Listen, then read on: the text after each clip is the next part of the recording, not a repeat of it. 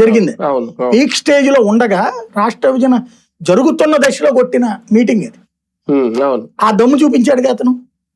అలాంటి దమ్ము పవన్ కళ్యాణ్, నాకు పవన్ కళ్యాణ్ మీద అభిమానం వచ్చింది ఏంటంటే ఆ ఆస్పెక్ట్. అప్పుడు ఈ జగన్ మీద నాకు ఈ కేసులు ఈ వ్యవహారాల కారణంగా వ్యతిరేకత ఉండేది, అభిమానం ఉండేది కాదు నాకు. అది పవన్ కళ్యాణ్ మీద అభిమానం అంటే ఒకటి గంగతోరాంబాబు సినిమా ఆ టైంలో ధైర్యంగా తీయటం, రెండోది పార్టీ పెట్టినప్పుడు ఆ స్టేట్మెంట్ ఇవ్వటం ఏదైతే, అలాంటి ఒక ధైర్యశాలిగా కనిపించాడు.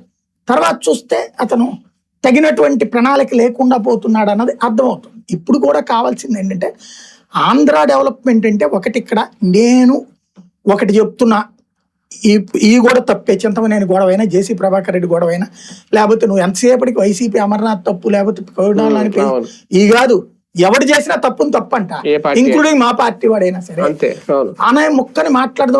యాక్షన్ కూడా తీసుకుంటా. ఇప్పుడు యాక్షన్ ఫెయిల్యూర్. ఇప్పుడు అరవ శ్రీధర్ మొన్న బయట పెట్టాను అన్నావు. అరవ శ్రీధర్ ఉదంతో అమ్మాయికి న్యాయం ఏం జరిగింది?